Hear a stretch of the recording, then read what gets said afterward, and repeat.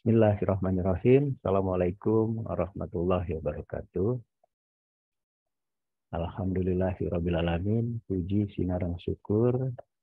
Urang panjatkeun ka Gusti Anu Maha Suci. Rehna urang tiasa rurupaheun ngaluhan kuliah sejarah Indonesia masa kemerdekaan, demokrasi liberal, dan demokrasi terpimpin.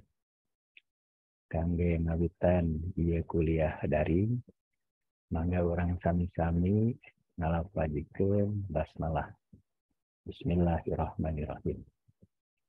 Dinten ayeuna urang baris ngabandungan, baris ngupingkeun presentasi ti opat mahasiswa anu tos ngintun PPT. Itu oge upami hadir ayeuna nya, upami henteu berarti nilai PPT unggul anu baris dipunten. Anu tos ngintun PPT nyaeta Ricky Ardian, Khairun N. Asaumi, Amanda P. Devitasari, sareng Kaisa Arahman. Supados tinyang kolong kana waktos, mangga dipasihan nolongkrang kasempetan ka Ricky Ardian. Nah, tos bergabung, tetapi masih kulem keneh. Rupi nama masih dalam perjalanan nganduka menuju ka mananya. Salajengna anu kadua mangga Khairun N. Asaumi waktosna 5 menit oge ngawitan ti ayeuna.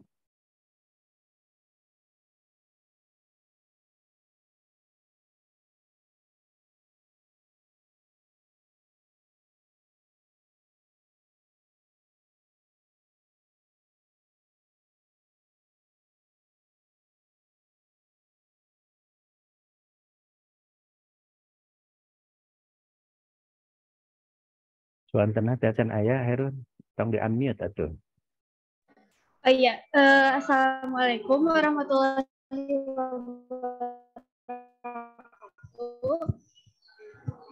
Perkenalkan, nama saya Hairuni Masyaumi dengan NIM 2006190.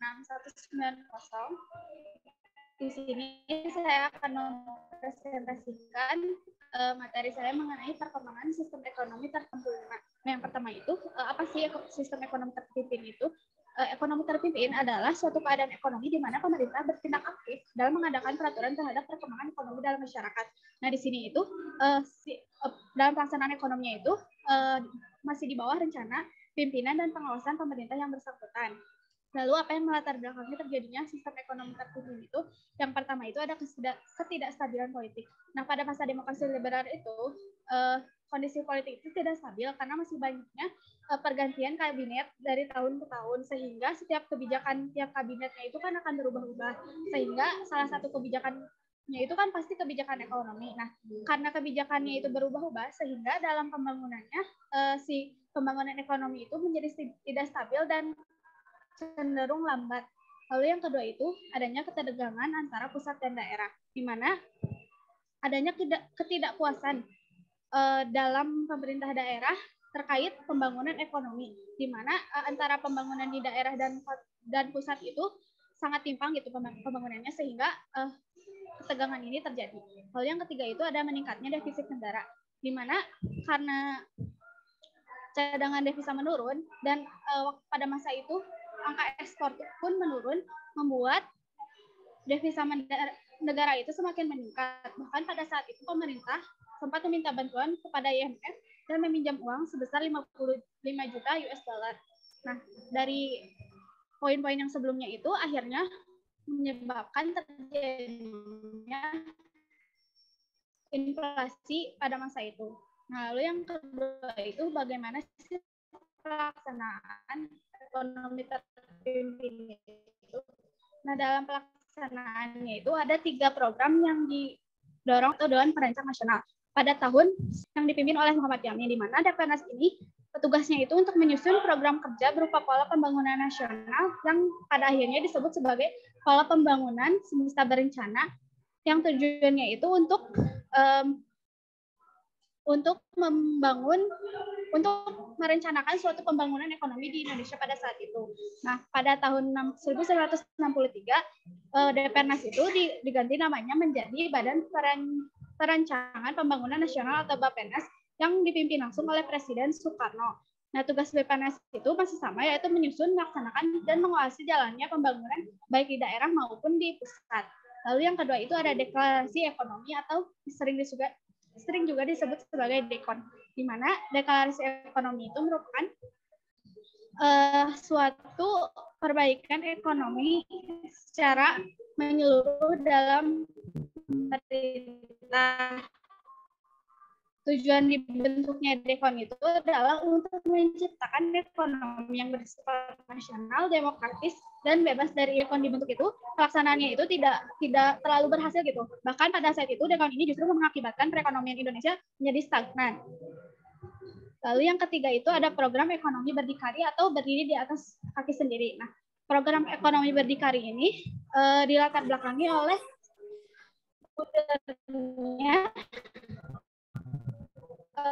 Indonesia dari PBB pada tahun 1965 karena adanya konflik dengan Malaysia. Nah, karena mundurnya Indonesia dari PBB ituan dari luar negeri gitu, baik dari PBB saat itu Indonesia pun memutuskan bahwa berdiri di atas kaki sendiri gitu tanpa memerlukan bantuan dari negara lain. Namun pada akhirnya program berdikari ini juga tidak berhasil mempertahankan stabilitas ekonomi, sehingga bahkan pada saat itu ekonomi pun semakin meningkat, sehingga pada saat ini inflasi pun semakin meningkat. Lalu yang ketiga itu ada dampak terjadinya sistem ekonomi terpimpin itu. Yang pertama itu yang pasti terjadinya inflasi, di mana pada saat itu laju inflasi itu terus meningkat dari 1959 sampai 1965. Hal ini diakibatkan oleh Waktunya sudah pasokan barang-barang. Halo Hairun. Bagi warga. Waktunya 5 menit. Langkung. Mangga close share screen-na.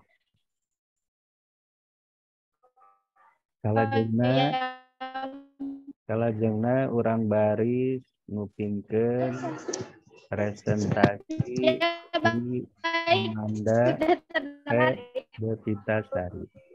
Sudah terdengar Bapak. Waktosna 5 menit. Hairun mah kumaha ke ngupingkeun Bapak ngereleng we teras. Mangga Amanda 5 menit. Cing diangge handsetna atuh. Kumaha presentasi tapi teu ngadengekeun batur ngomong. Amanda, mana Amanda teh? Teu ayanya. Pamit teu aya, urang teraskeun. Iya, Bapak. Punten. Tadi ke pos. Langsung saja ya, Bapak. Aku teras ngan 5 menit waktosna.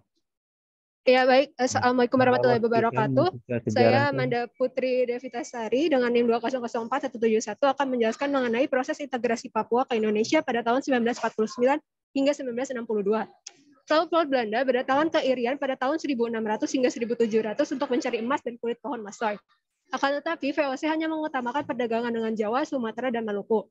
Selain Belanda, negara-negara Eropa lainnya seperti Inggris dan Jerman tertarik untuk menduduki pulau Papua tersebut. Belanda mulai mantap menduduki tanah Papua setelah kepergian Inggris dari daerah tersebut pada tahun 1828. Belanda terus menduduki Papua bahkan setelah Indonesia merdeka. Tak lama setelah Indonesia memproklamasikan kemerdekaannya, Sekutu bersama Nika atau Belanda masuk ke Indonesia yang bertujuan untuk menjadikan Indonesia sebagai negara persemakmuran Belanda. Kedatangan Nika tersebut tidak disambut baik oleh masyarakat Indonesia yang menyebabkan berbagai pertempuran. Hingga akhirnya ketika Belanda menangkap Soekarno-Hatta dan Sultan Syahrir yang menyebabkan Indonesia tidak lagi memiliki pemimpin politik, para pemimpin militer melakukan penyerangan umum pada tanggal 1 Maret 1949. PBB dan Amerika Serikat mulai bersikap tegas kepada Belanda. Digelarlah konferensi meja bundar pada tanggal 23 Agustus hingga 2 November tahun 1949 di Den Haag, Belanda. Dalam konferensi tersebut menghasilkan kesepakatan bahwa Belanda mengakui kedaulatan Republik Indonesia Serikat dan masalah Irian Barat akan diselesaikan setahun setelah pengakuan kedaulatan. Setelah konferensi meja bundar, Pemerintahan Indonesia mengalami berbagai tantangan, terutama dalam aspek internal, seperti bangkitnya komunis, kejadian APRA, RMS, dan juga penggantian kabinet pada masa deklarasi liberal.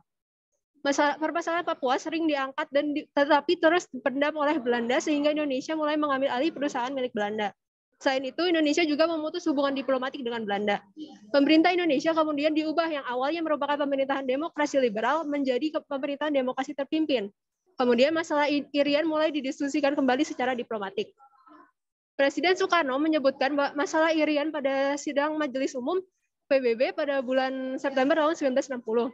Pada sidang Majelis Umum PBB tahun 1961, masalah Irian juga kembali diperdebatkan yang akhirnya Amerika Serikat mengusulkan agar Belanda menyerahkan Irian Barat kepada Indonesia melalui PBB dalam 2 tahun. Indonesia tidak ingin hanya tinggal diam. Secara perlahan Indonesia mulai mengumpulkan senjata ke negara-negara blok komunis dan mengunjungi beberapa negara tetangga untuk memihak kepada Indonesia jika perang antara Indonesia dan Belanda terjadi. Beberapa dari negara tersebut tidak akan mendukung Belanda, tetapi menekankan agar permasalahan Irian dapat diselesaikan tanpa perang. Belanda sadar jika Irian tidak diserahkan dengan damai, maka Indonesia akan menggunakan kekuatan militer. Jadi Belanda melakukan protes kepada PBB bahwa Indonesia melakukan agresi dan kemudian mendatangkan bantuan dan kapal perang di perairan Irian. Pada tanggal 19 Desember tahun 61 dikeluarkan Tri Komando Rakyat atau Trikora oleh Presiden Soekarno yang berisi gagalkan negara boneka Papua, kibarkan bendera Sangsaka merah putih di Papua, dan siapkan diri untuk mobilisasi umum.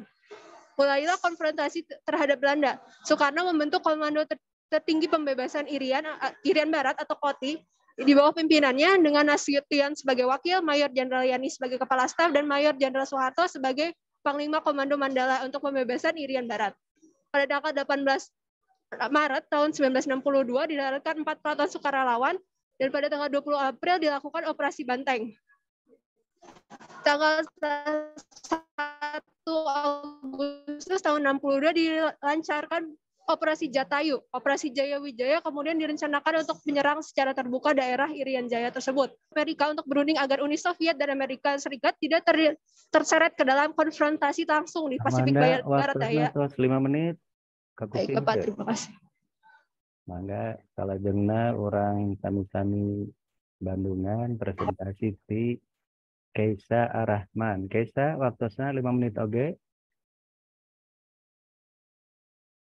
Aku pingte.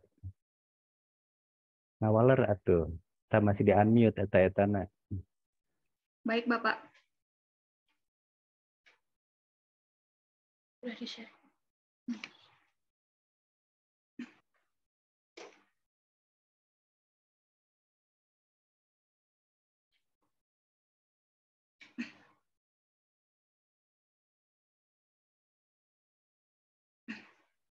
Baik, Assalamualaikum warahmatullahi wabarakatuh. Di sini saya akan mempresentasikan mengenai topik Nasakom sebagai ideologi negara pada tahun 1959 sampai 1965. Yang pertama itu mengenai latar belakang. Nasionalis, agama, dan komunis merupakan ideologi yang dicetuskan oleh Soekarno pada masa demokrasi terpimpin. Hal ini menjadi alasan topik ini menarik untuk diteliti karena sengitnya rivalitas yang terjadi antara kaum nasionalis, Islamis, dan Marxis. Kemudian Pancasila muncul dan menjadi pedoman berbangsa dan bernegara. Hal ini menurut saya Pancasila adalah tolak ukur jika Indonesia sudah mencapai cita-citanya, sedangkan Nasakom adalah sebuah ideologi yang harus diterapkan bangsa untuk mencapai tolak ukur tersebut. Soekarno menganggap revolusi Indonesia ditemukan kembali pada masa ini. Sebuah konsep yaitu Nasakom muncul sebagai jalur politik Soekarno pada masa itu. Nasakom muncul setelah Indonesia diambang-ambingkan oleh beberapa masalah dan melenceng dari tujuannya yaitu menciptakan masyarakat Indonesia yang adil dan makmur. Sebelum Nasakom muncul, Indonesia mengalami ketidakstabilan politik dan juga banyak mendapat ancaman akan kehancuran integritas bangsa. Kemudian mengenai nasionalis agama komunis, atau yang disingkat mengenai Nasakom, merupakan hasil pemikiran dari Soekarno. Ketiga ideologi ini berusaha untuk disinkretisasikan oleh Soekarno sehingga menjadi satu ideologi yang utuh yaitu Nasakom. Sehingga muncul sedikit perbedaan antara nasionalisme yang berdiri sendiri, agama yang berdiri sendiri, dan komunisme yang berdiri sendiri dengan Nasakom. Nasakom adalah penggabungan ketiga ideologi yang merupakan perasaan dari Pancasila. Nasakom sendiri sebenarnya sudah diungkapkan oleh Soekarno pada tahun 1926, namun dengan nama yang berbeda yaitu nasionalis, Islamis, dan Marxis. Sering berjalannya waktu, paham Nasakom ini terus mengalami perkembangan dan mencapai puncaknya pada era demokrasi terpimpin. Selanjutnya mengenai Nasakom dan kembali revolusi Indonesia. Demokrasi terpimpin telah dianggap sebagai era di mana Indonesia telah kembali pada jalur revolusinya. Persatuan Indonesia tidak tercermin pada era ini. Banyak terjadi pemberontakan dan banyak partai yang lebih mementingkan golongan daripada kepentingan nasional. Bahkan ada intervensi asing dalam pemberontakan yang terjadi. Irian Barat yang masih dikuasai Belanda menjadi masalah yang tak terselesaikan. Maka melalui dekret Presiden 5 Juli 1999 kembali Indonesia ke dalam jalan revolusinya dan mulailah era demokrasi terpimpin. Selanjutnya mengenai Nasakom untuk mempertahankan kekuasaan Soekarno. Nasakom lebih ditekankan dalam seluruh bidang pemerintahan, khususnya perpolitikan, PKI dan Islam agar tidak melakukan kudeta kepada penguasa yaitu presiden. Era demokrasi terpimpin memberikan suasana baru dalam perpolitikan Indonesia. Sistem ini menempatkan Soekarno menjadi pemegang kekuasaan tertinggi sehingga mengakibatkan kekuatan-kekuatan yang lainnya tidak menggantungkan harapannya kepada presiden. Munculnya paham Nasakom juga kian memperkuat kedudukan Soekarno dan menghambat kekuatan lain untuk menandinginya. Nasakom mengisolasi kekuatan politik yang ingin menambah kekuatannya dalam konstelasi politik era demokrasi terpimpin. Maka demokrasi terpimpin dan Nasakom sebagai ideologinya, Soekarno mampu mengimbangi ketiga kekuatan yang ada, yaitu militer, PKI, dan Islam. Selanjutnya mengenai Nasakom sebagai ideologi kiri. Indonesia dengan suasana yang semakin kiri ditambah dengan Nasakom sebagai ideologi akan membuat Indonesia semakin berjalan kiri. Banyak terjadi pro kontra di antara masyarakat tentang Nasakom. Nah, kelompok yang menolak Nasakom tentunya dikarenakan ideologi komunis yang diikut-sertakan dan masih banyak menganggap komunis adalah golongan yang tidak beragama dan sangat membahayakan bagi integritas bangsa. Selanjutnya mengenai pro dan kontra Nasakom. Nasakom dalam pengembangannya terus menimbulkan pro kontra. PKI semakin menonjol dengan diberlakukannya Nasakom dan membuat pihak yang kontra meningkat. Pihak militer pun pernah melaporkan kepada Presiden Soekarno bahwa PKI telah menyebabkan kekacauan di desa-desa dan mengingatkan kepada Presiden agar jangan terlampau percaya dengan keloyalan PKI. Namun Presiden Soekarno melarang pihak militer untuk mengambil tindakan politis dalam melawan PKI. Perlindungan dari Soekarno dimanfaatkan oleh PKI dan mengingatkan kepada rakyat bahwa anti Nasakom berarti juga anti terhadap Pancasila dan kontra terhadap revolusioner. Sedangkan PKI adalah paling progresif dan revolusioner. Konsep yang dihendaki oleh Soekarno mengenai revolusi Indonesia belum selesai. Ya, diharapkan terlegitimasi dengan baik melalui Nasakom. Komunis memiliki rekam jejak yang tidak bagus dalam kalangan bangsa Indonesia, membuat paham komunis ditolak dan memunculkan komunis fobia. Polarisasi ini. 5 menit. Baik, sekian presentasi dari saya, kurang lebih mohon maaf. Wassalamualaikum warahmatullahi wabarakatuh. Waalaikumsalam warahmatullahi wabarakatuh. Ada acara singkuring nasihan komentar. Mangga masih sanu sanesna. Ngawitan ngadama komentar singkat. Tur dikintun langsung ke WhatsApp grup. Itu kedah nantosan singkuring rengsek nasihan komentar. Oke komentarna kedah ditujukan kanu presentasinya salah seorang kamu presentasi. Jangan upami masihan komentar ke Ricky Ardian, tanto saderek baris dianggap tuh hadir margi da Ricky Ardian ge teu presentasinya janten tong lepat masihan komentar. Ngomong komentaran dosen mereka mah kawalat kan ya. Komentar simkuring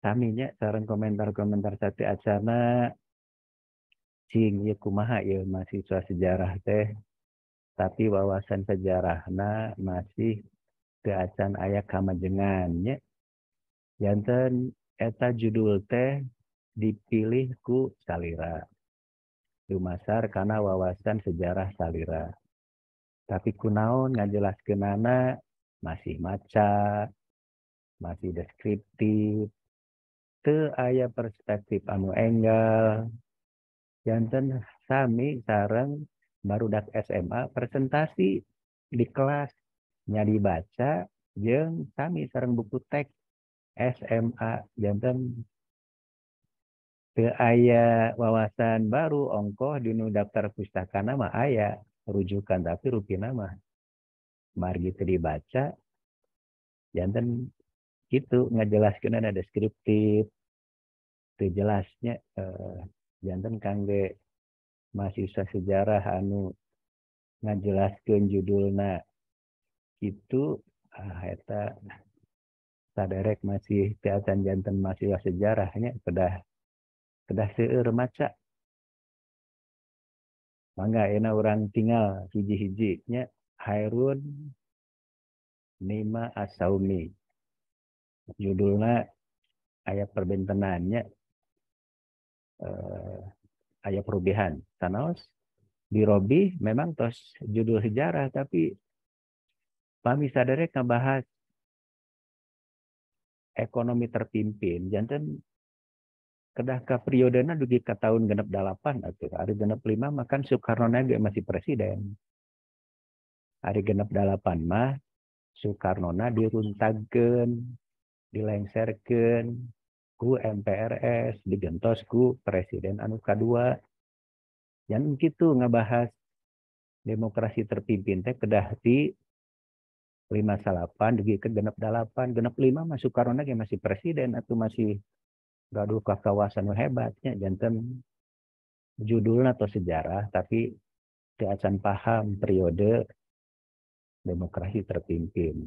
Nya kita oge ngajelaskeun anak Hairun releng we nya sabari deskriptif hitam putihnya hitam putih teh teu aya analisis anu akademik sareng anu sineger tengah urang mada sanes ahli politiknya janten sanes anggota partai politik terkedah menilai tokoh-tokoh masa lalu teh ya goreng ya alus kurang analisisnya sebab akibatnya ya kita oge nganggap seolah-olah demokrasi liberal teh sami sareng demokrasi terpimpin keadaan tidak stabil banyak perlawanan daerah eta mah zaman demokrasi liberal mah ti 50 dugi ka 58 eta namina demokrasi liberal.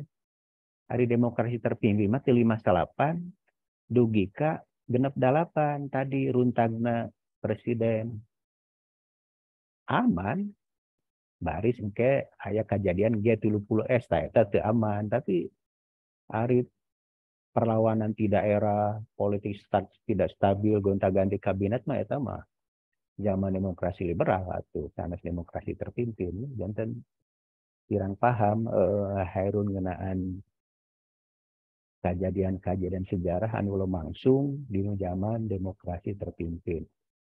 Oge dekon, deklarasi ekonomi kunaon teu tiasa dilaksanakeun, teu dijelaskeun. Janten padahal upami maca buku standar, ya teh dijelaskeun kunaon dekon teu tiasa dilaksanakeun. Tah ieu aya patula-patalina sareng agenda utama atau nanti program utama pemerintah demokrasi terpimpin. Karena dipahaminya jantan demokrasi terpimpin program utama nate politik sebagai panglima, sanes ekonomi sebagai panglima.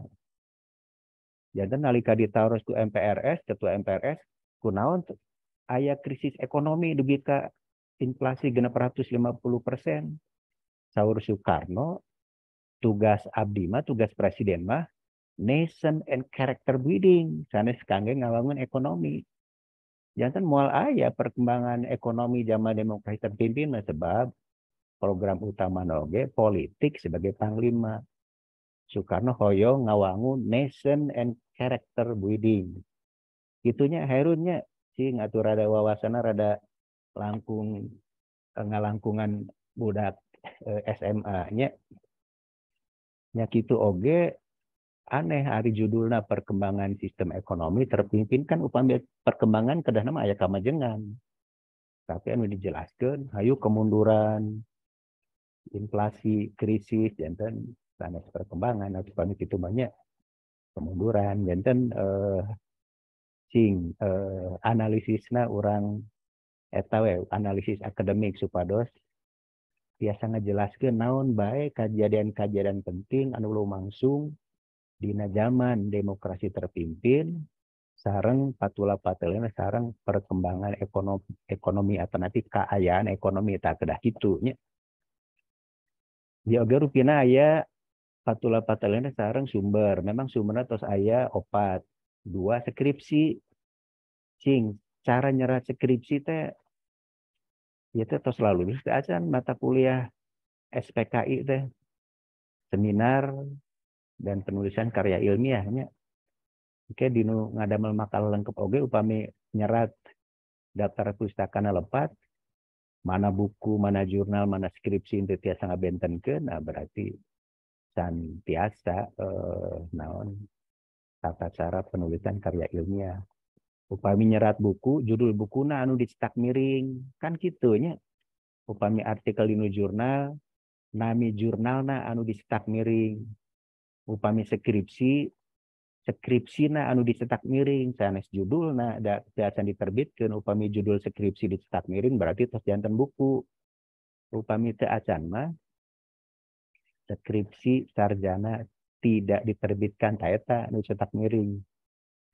Hairun pahamnya lain ka Hairun we ya ka kanu sanes na cing ulah teu ngupingkeun nya ayu sarare op kamera sadayana keruk dal nyalira nalika ngadamel makalah nyerat referensi bae teu tiasa ieu mah boro-boro dibaca nyerat nage lepat gitu nya. Eta terus Amanda oge aya perobihan proses integrasi Papua ke Indonesia 48-2. Sami Amanda can paham oge ngeunaan Papuanya jantan judulnya atau judul sejarah Amanda. Tapi Papua mah eta teh nami kadienakeun diciptakeun ku Gus Dur. Terang Gus Dur mana Amanda teh. Jantan ti 48 dugi ka Gus Dur marentah sabra 2002 nya. Sanes Papua tuh namina nya jantan Irian Barat atau napi Irian Jaya. Sekarang Irian Barat Irian Jaya teh henteu genep 2 langsung ka urang henteu jantan periodena lepat. Kedah dugi ka genep 9. Amanda sakuping teu Amanda. Jantan naon margina genep 9 margi aya pepera. Naon Pak pepera teh?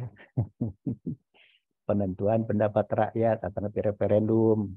Nah, rakyat Papua terek gabung jeung Indonesia atau napi rek ngadirikeun negara sorangan atau napi rek gabung keukeuh sareng Walanda. Saya teh genep 9 anu dikengingkeun peperana ku Indonesia yen masyarakat Papua dumasar kana pepera hoyong ngagabung sareng Indonesia. Kitunya Amanda ngajelaskeun cing aya wawasan anu enggal atuh tong siga budak SMA teh nya. Janten penjelasanna masih deskriptif, kurang analisis sebab akibat. Teu dijelaskeun oge kunaon pidato Soekarno ngeunaan Trikora kedah diayakeun di Yogyakarta kapingna 18 Desember 1800 genep hiji. Cing Amanda naon margina kedah di Jogja sareng kapingna kaping eta. Pidato Trikora. Waler. Amanda, halo. Masih di-unmute kan ya Amanda?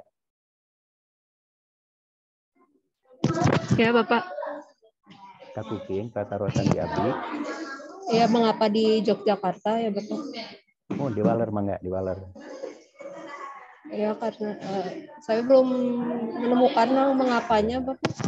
Jadi kisahnya, jangan wawasan masih wawasan SMA, teacan atau ya buku nama sumber nama atau 10-nya tapi margi teu dibaca, margi teacan buku standar jadi ditaruh naon margina Trikora diucapkeun di Jogja 8 Desember genep hiji ge teu tiasa di Waler. Nya kitu oge. Nami Irian teh sanes sagawayah sanes teu aya makna nya Gus Dur mah hiwal eta mah di robih janten Papua. Janten Irian teh sae nami nu sae eta teh. Malihan dina zaman revolusi mah dugi ka nalika Irian teh acan ka urang kan Irian teh gaduh makna ikut Republik Indonesia anti Nederland. Tah kitu Irian teh gaduh makna eta teh lain sagawayah diciptakeun jadi rugel saresna mah orang Irian Jaya, Irian Barat ngarobih janten Papua ku Gus Durnya. Berarti nami Irian teh aya maknana sanes hampa makna nu hampa maknanya. Nya kitu oge operasi militer janten Amanda mah rupina terindoktrinasi ku pelajaran sejarah Orde Barunya seolah-olah Irian teh dibebaskeun ku operasi militer. anu dipimpin ku Majen Soeharto berhasil. Di mana ting berhasil? Eta angkatan lautna Yosudarso gugur tadi Laut Arafuru. Pinararaga hoyong ngabebaskeun Irian. Janten teu acan sempat operasi militer nama nembe operasi penyusupan nerjunkeun pasukan payung ke pedalaman Irian teu sadayana salamet eta oge nya. Janten masalah Irian teh saleresna mah tiasa direngtekeun ku cara-cara diplomasi. Khususnya ngayakinkeun pemerintah Amerika Serikat yen Irian Barat teh bagian tina wilayah teritori Indonesia. Nya kitu oge nalika Irian Barat teh henteu diserahkeun ku Walanda nya atanapi ku Amerika ka Indonesia henteu. Nalika 63 rengse ku Walanda sareng Indonesia sepakat yen Irian teh diserahkeun ka PBB. Kalayan hiji syarat 63 ta. Mangga Irian bade dicanggakeun ka PBB, PBB mangga ngayakeun referendum, ngayakeun pepera penentuan pendapat rakyat. Kalayan opsi naha masyarakat Irian teh bade ngagabung sareng Indonesia, tapi hoyong ngadekeun negara nyalira anu ayeuna disebat Papua Merdeka teh. Janten nami Papua ku Gus Dur teh salasna mah nguntungkeun naon golongan Papua anu hoyong merdeka nya ya kan. Tah ieu pepera oge tiasa dikengingkeun ku pamarentah urang, ku pamarentah Orde Baru ya nya diteraskeunana genep salapan. Margi pamarentah Orde Baru khususnya Pak Harto ngadamel opsus operasi khusus anu dipimpin ku Ali Murtopo, Beni Murdani. Kedah gaduh wawasan anu kitu teh nu kieu teh kangge mahasiswa sanes jurusan sejarah bae tos paham. Hari amanah ditaros non margina di Yogyakarta 18 Desember bae teu tiasa ngawaler komo ngabahas ngeunaan opsus kumaha pepera tiasa dikengengkeun ku pamarentah urang nya janten cing ieu sumberna anu 10 tadi dibaca. Tapi da teu acan standarnya jangan kedah ditambihan. Margi naon ieu teh ngeunaan Presiden Soekarno atau kedah baca biografina Presiden Soekarno nya John D. Led. Cing diketik di nu eta di atup Google di embah Google. Naon sih bukuna John D. Led teh ngeunaan biografi Soekarno. Manawi tos aya PDF narupieuna mah aya nya da buku lami ieu teh.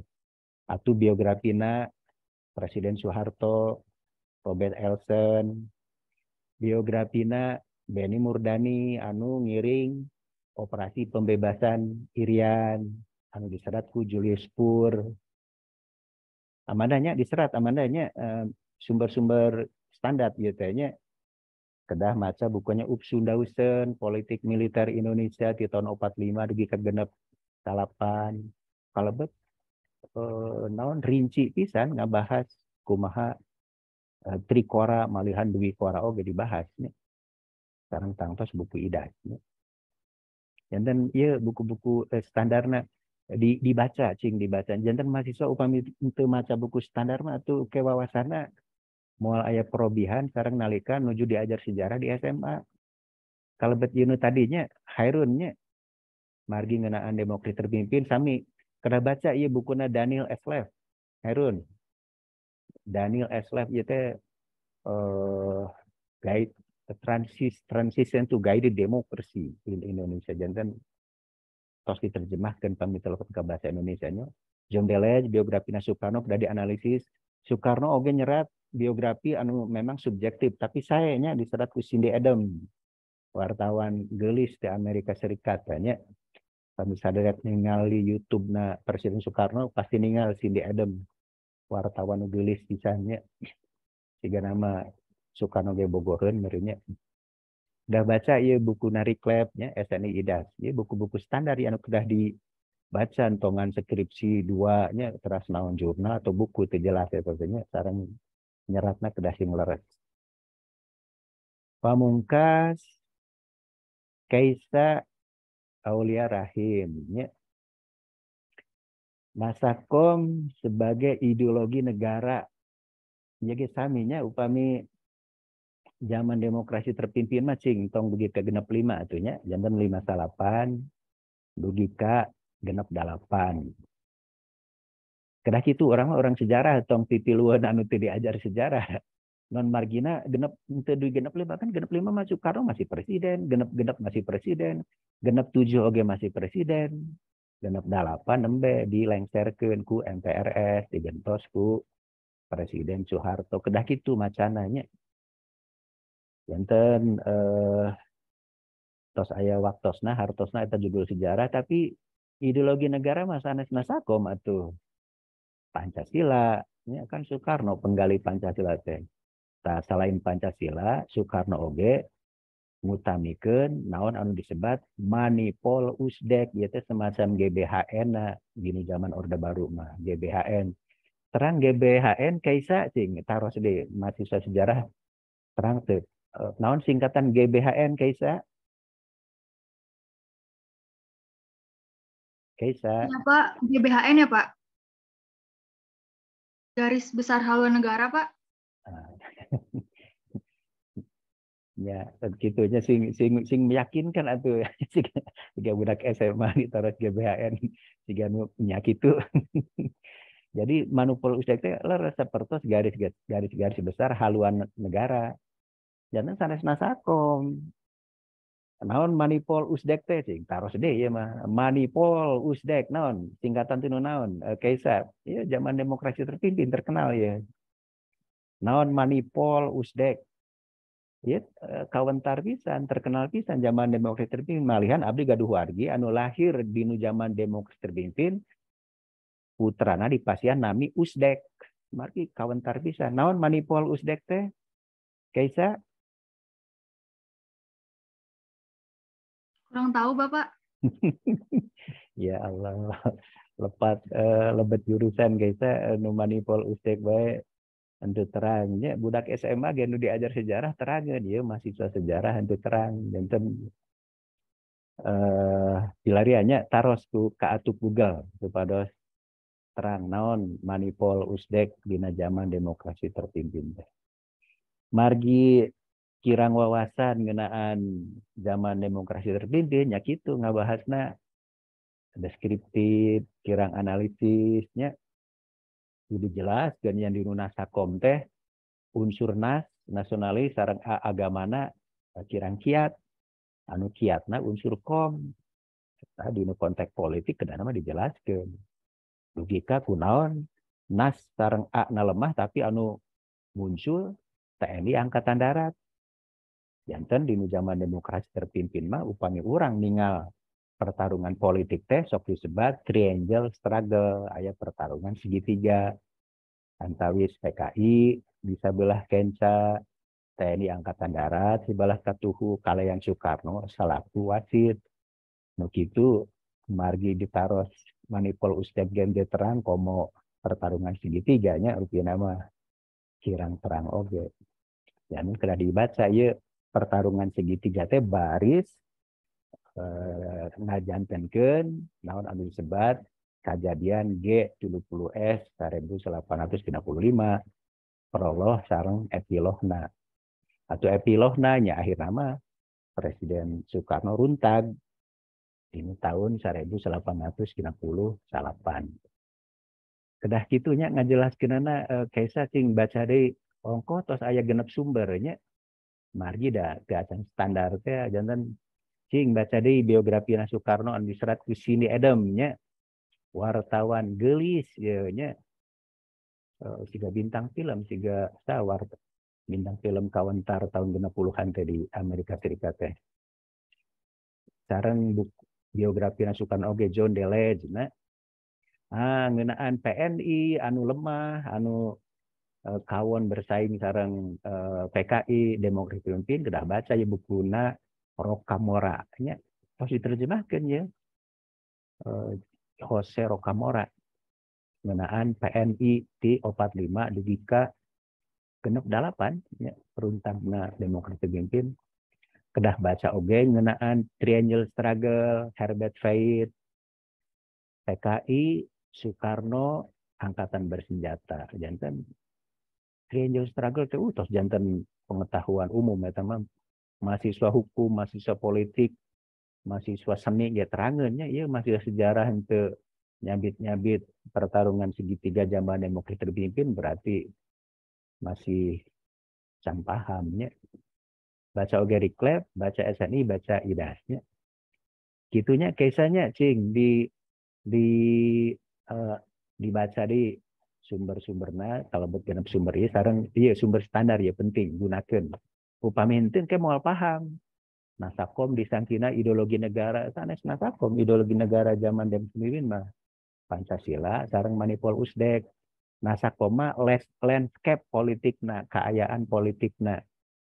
Sanaos tadi di kenyataan nama salurus nama pertarungannya sanes pertarungan antaris nasionalis agama sareng komunis tapi komunis sareng angkatan darat ditengahi diwasitan ku Presiden Soekarno. Janten hal-hal nu kieu ku mahasiswa sejarah mah kedah dikuasai nya engke pami ngawulang sejarah di SMA kumaha tuh ngajelaskeun anak sabari dibaca kecek murid teh ih si ibu cenah mani kirang piknik kirang gaul maca buku teks eta mah cenah ngajelaskeun naon anu saleresna lumangsung dina zaman demokrasi terpimpin zaman demokrasi liberal kumaha cara ngabebaskeun irian naon deui eta teh janten eta teh sejarah kontemporer anu sumberna seueur pisan terutama sumber standar upami teu maca sumber standar memang akhirnya gitu ka mana-mana nya teu paham janten ieu hiji tantangan kagaya mahasiswa sejarah tim kuring teu bosan-bosanna pilarian baca sumber-sumber sejarah standar upami urang hoyong memahami hiji kejadian penting margi sejarawan teh gaduh pakar sewang-sewangan. Aya pakar anu ngeunaan demokrasi terpimpin, aya pakar anu ngeunaan demokrasi liberal, aya pakar anu ngeunaan sejarah media massa, sejarah pers, aya pakar anu ngeunaan sejarah petani jeung kajabana eta kedah dipahami ku mahasiswa sejarah, kedah dibaca bukuna. Pami henteu berarti kirang pikniknya. Rupina kitu bae anu tiasa kapihatur mangga urang sami-sami pungkas ku ngalapadkeun hamdalah alhamdulillahirabbil alamin. Insyaallah rupina mah tepang deui minggon payun masih aya kelompok di rupina namanya minggon payun teh pertemuan ke-15 ke pertemuan ke pamungkas 16 saderek kedah nempelkeun makalah lengkapna tos ayat satu tanah disimkuring nah engke saran-saran disimkuring di simkuring dilaksanakeun teu dinu ngadamel makalah lengkapna nya janten mangga diperhatoskeun saran-saran disimkuring khususna judulna kedah judul sejarah analisisna oge kedah aya perspektif enggal sumberna oge kedah sumber-sumber standar ditambihan supados langkung jelas analisisnya. Itu bae hatur nuhun. Wassalamualaikum warahmatullahi wabarakatuh. Mangga tiasa live-nya.